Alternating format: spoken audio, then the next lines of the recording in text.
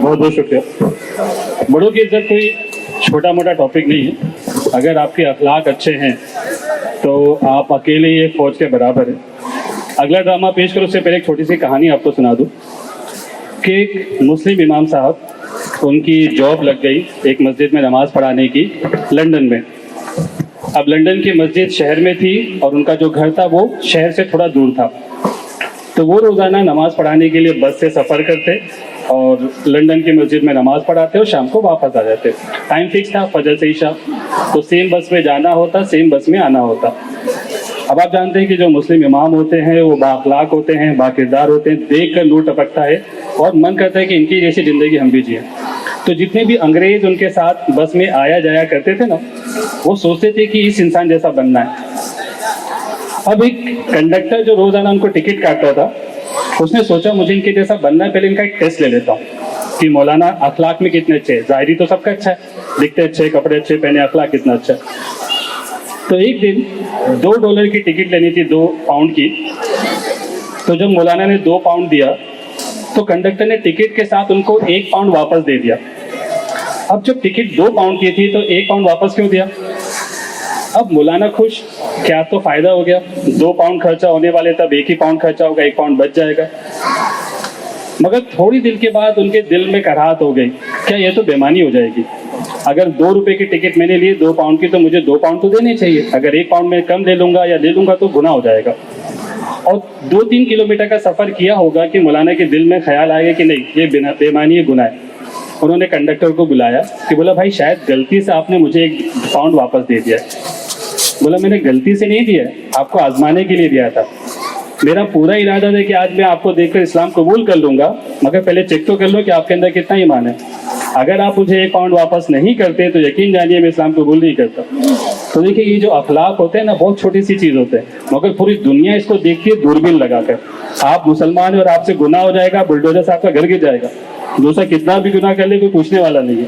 आपके अखलाक सबसे आला होने चाहिए, आपके अखलाक रसूलुल्लाह के उम्मती जैसे होने चाहिए। मतलब दोस्तों अगला ड्रामा हमारी बेटी यहाँ पर पेश करने वाली है आपस में लड़ाई के ताल्लुक से। शेख आयशा मोहम्मद रफीक पठान, शहरी जावेद खान, शेख आयशा मोइनुद्दीन और शेख इकरा मोइनुद्दीन जो आपके सामने ड्रामा पेश करेंगे। अस्सलाम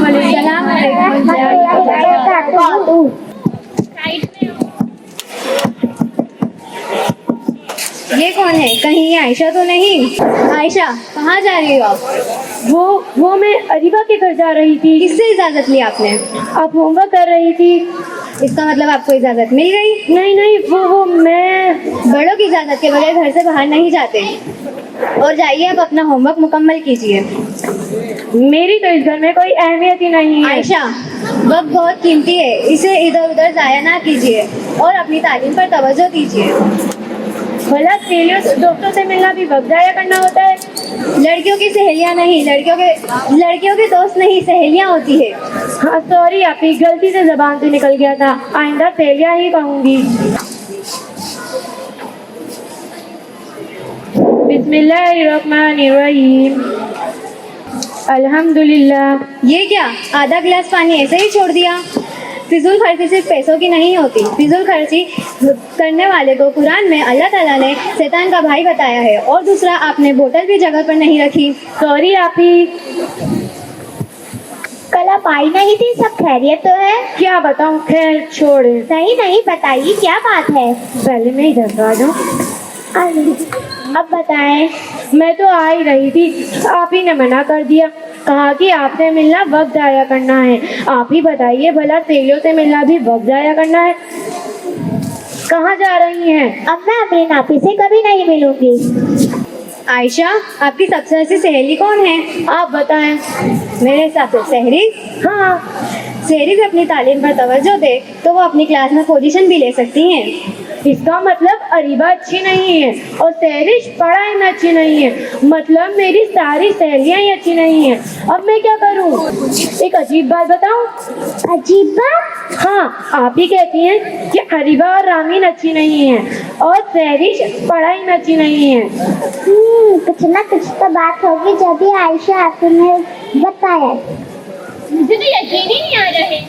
तो क्या मैं झूठ बोल रही हूँ? टिंग टॉक।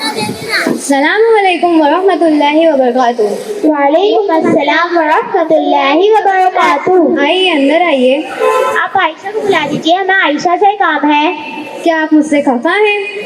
जी हाँ, आपने बिल्कुल सही समझा। कहीं ये मेरी कही हुई बातें आप ही को ना बता दे, अब मैं क्या करूं? आप आइए, अंदर बैठ के बात करते हैं। मुझे कम से कम आपसे ये उम्मीद नहीं थी कि आप मेरे बारे में ऐसा कहोगे कि मैं उन सहेली में से हूँ जो वक्त जाया करती है। उनसे आपसे नहीं ये मिला किसने करें। कहा? आयशा ने, और किसने? और मेरे बारे में ऐसा कहा था कि मैं और अरीबा आपकी अच्छी नहीं है। आपसे ये किसने कहा? आयशा आपने, और किसने? और आपने मेरे बारे में ऐसा कहा कि सेरी पढ़ाई में अच्छी नहीं है। आपसे किसने कहा अभी? आयशा ने, और किसने? आयशा, आयशा, अब मैं क्या करूं, जाऊं कि नहीं जाऊं? आयशा, जी आप ही आई। आप ही अच्छा ही कहती हैं, मुझे अपना वक्त जाया नहीं करना चाहिए। आप भी इनसे अपनी दोस्ती खत्म कर दें। आपने इनसे क्या कहा? वो तो मैंने यूं ही कह दिया था। मैंने तो सिर्फ ऐसा कहा था कि वक्त बहुत कीमती है आयशा, इसे इधर उधर जाया ना कीजिए। और सेरीज अपनी क्लास में पढ़ाई में तवज्जो दे तो अपनी क्लास में पोजीशन भी ले सकती हैं। इस बात को समझने के लिए अपने एक एक्टिविटी करते हैं तो सब एक लाइन में खड़े हो जाइए।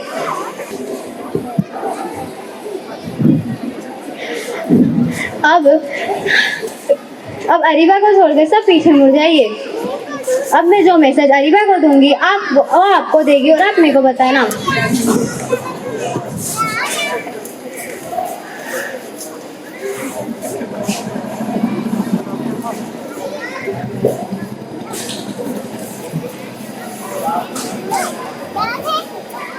अब आयशा मेरे को बताइए जो आपको मैसेज मिला। तो ये देखिए, अगर अपनी बात कोई मुख्तलिफ लोगों के जरिए पहुंचती है तो कुछ से कुछ हो जाती है। सॉरी आप ही, हमने आपके बारे में गलत सोचा, हमें माफ कर दीजिए। बेशक अल्लाह माफ करने वालों को दोस्त सकता है। अल्लाह हमको माफ़ करो, मैंने भी आपको माफ़ किया। और आयशा, तुमने चुगलखोरी की और झूठ बोला, तुमको इसका मतलब पता है? चुगलखोरी करने वाले को अल्लाह ताला जन्नत में दाखिल नहीं करेंगे। मैं आप सबसे माफ़ी मांगती हूँ और मुझे ऐसा नहीं कहना चाहिए था। और मैं अल्लाह ताला से तौबा करती हूँ और मैं ये भी कहती हूँ कि मैं आइंदा से चुगली और झूठ नहीं बोलूँगी। प्यारे मुसलमानों, झूठ और चुगली नहीं करने का, क्योंकि वो लोगों में नफरत फैलाते हैं। जज़ाकल्लाहु खैरा।